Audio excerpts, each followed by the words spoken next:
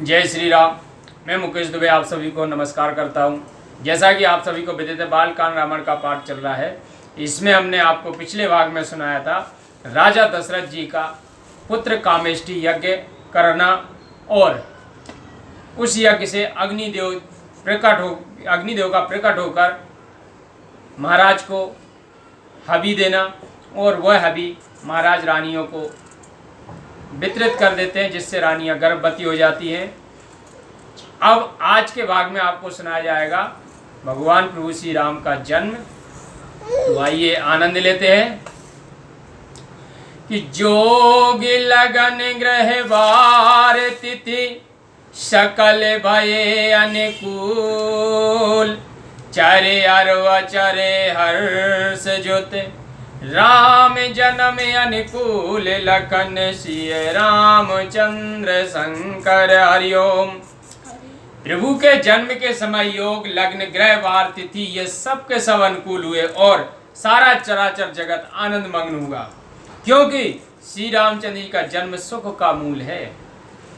कि नौमी तिथि मधुमास पुनीता, सुकल्पाक्षय अभिजित हर प्रीता, माध्य देवस यत सीत नगामा, पावन काल लोक विश्राम।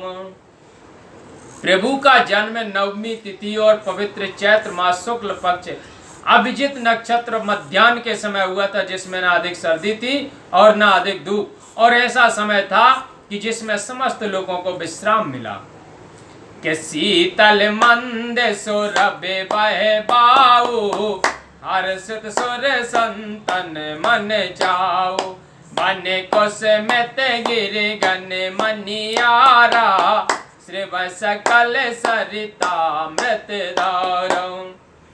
शीतल मंद सुगंध त्रिविध बयार चलने लगी। देवता और संत मन में बड़े प्रसन्न हुए। वन फूलों से प्रफुल्लित एवं पर्वत रत्नमय हो गए और सब नदियों में अमृत की धारा बहने लगी।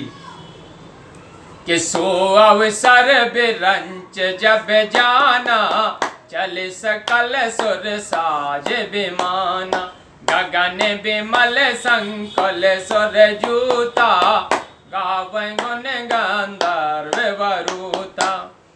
ब्रह्मा जी उस अवसर को जान सब देवताओं सहित विमान को सजा प्रभु के पास चले। निर्मल आकाश में देवताओं की भीड़ हो गई। गंधर्व लोग प्रभु का यशोगान करने लगे।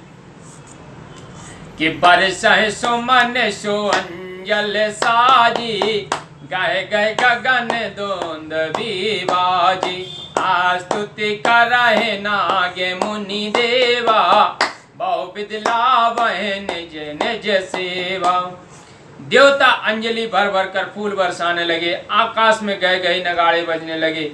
नाग मुनि देवता स्तुति करने लगे और विभिन्न प्रकार से अपनी सेवाएं प्रस्तुत करने लगे।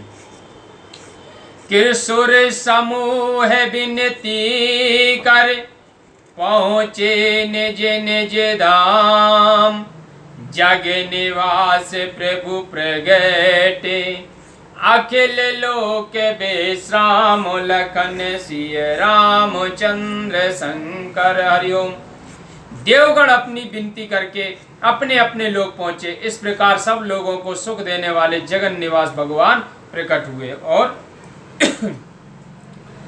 भाई प्रकट कृपाला दीन दयाला, कौशल्या हितकारी, हर्षित महतारी, मुनि मनहारी, अद्भुत रूप निहारी, लोचन अभिरामा, तनु घन श्यामा, निज आयुध भुज चारी, भूषण बन माला, नयन विशाला, शोभा सिंधु खरारी, कहे दो ये कर जोरी, स्तुति तोरी, कहे विद करो अनंता, माया गुण ज्ञानातीत अमाना, वेद पुराण बनंता, करुणा सुख सागर, सब गुण आगर, गहेगा वह श्रुति संता। ममहित लागी जनो अनुरागी कायाओ प्रगट श्री कंता ब्रह्मांड निकाया निर्मित माया रोम रोम प्रतिवेद कहे ममे और सोवासी यह उपयासी सुनत धीरे मन तेरे न रहे ओपे जा जब ज्ञाना प्रभु मुस्काना चरते बहुतम वेद कीन चहे काहे कथा सुहाई मात बुझाई जय प्रकार सुत प्रेम लहे माता पुण्य बोली सो मत डोली तजाऊं ताते यह रूपा की जे शिशु लीला यति प्रिय शीला यह सुखे परम अनुपा सुन बचन सुजाना रोदन ठाना होए बालक सुर भूपा यह चरत जिगावै हरि पद पावै ते न परहि बहु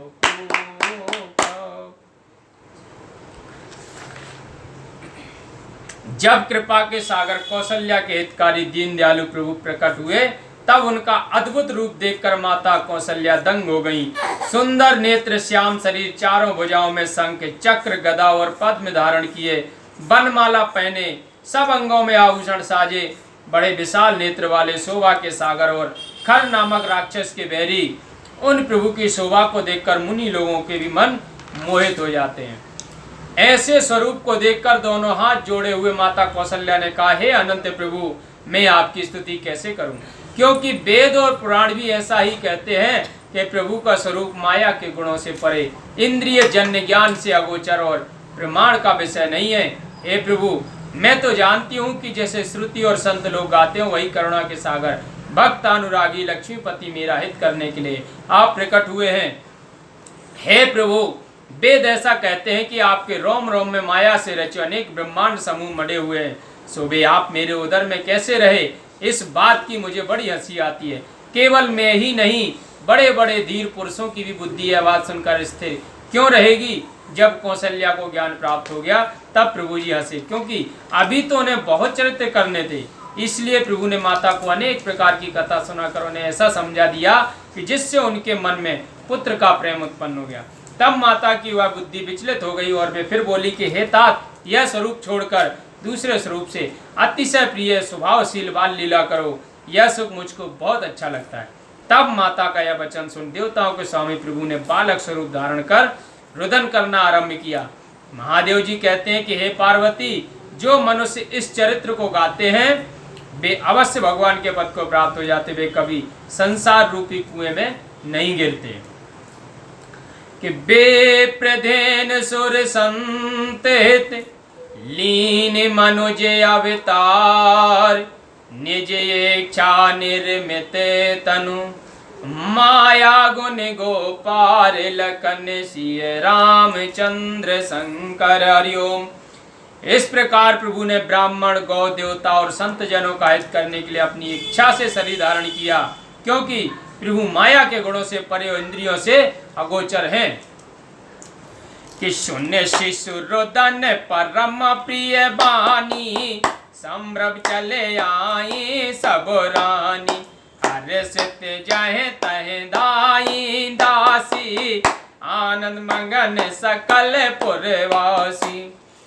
तब परम मधुर बात्सल पूर्ण बालक का रुदन सुन सब रानियां अति उतावली वहां आई और दासियां प्रसन्न होकर जहां तहां दौड़ी एवं नगर के सब लोग आनंद में मग्न हो गए।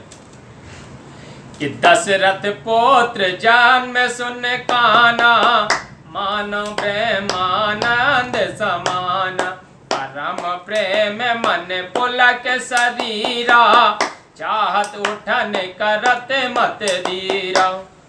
जब दशरथ जी ने अपने कान से पुत्र का जन्म समाचार सुना तब वे ऐसे आनंद मग्न हुए कि मानो ब्रह्मानंद को ही पा लिया। मन में अत्यंत प्रेम बड़ा, शरीर के रोम रोम खड़े हो गए। यद्यपि प्रेम के मारे उठना चाहते थे तथापि बुद्धि से धीरे धरकर मन को बस में कर रखा कि जाकर नाम जनत सब होई, मोरे ग्रह आबा प्रभु सोई। परमानंद पूरे मन राजा, कहा बुलाए बजावहूँ बाजा। दशरथ जी ने अपने मन में विचार किया कि जिसका नाम सुनने से भला हो जाता है, वे प्रभु हमारे घर आए हैं, इससे बढ़कर हमारा और बड़ा भाग्य क्या होगा। राजा का मन परमानंद से पूर्ण हो गया। उन्होंने मंत्रियों को बुलाकर कहा कि बधाई के बाजे बजवाओ कि गुरु वशिष्ठ कहें गयाओ हकारा, आये ध्वजन सहित नृप द्वारा। अनुपम बालक देखन जाई, रूप रास गुण कहे न सिराई। फिर गुरु वशिष्ठ जी को बुलावा भेजा। वे ब्राह्मणों को साथ लेकर राजा के द्वार पर आए। वशिष्ठ जी ने जाकर उस बालक को देखा तो वह ऐसा रूप की राशि था जिसका वर्णन करते पार नहीं पा सकते। कि नंदी मुख सराधिकर, जाति कर्म सब कीन। हाटक देनु बसन मणि, निप बेप्रन कहे दीन। लखन सिय रामचंद्र शंकर हरिओम। तब नंदी मुख श्राद्ध करके सांगो पांग जात कर्म संस्कार किया। राजा ने ब्राह्मणों को स्वर्ण गौ वस्त्र और रत्न आदि अनेक दान दिए। बोलो सियावल रामचंद्र की।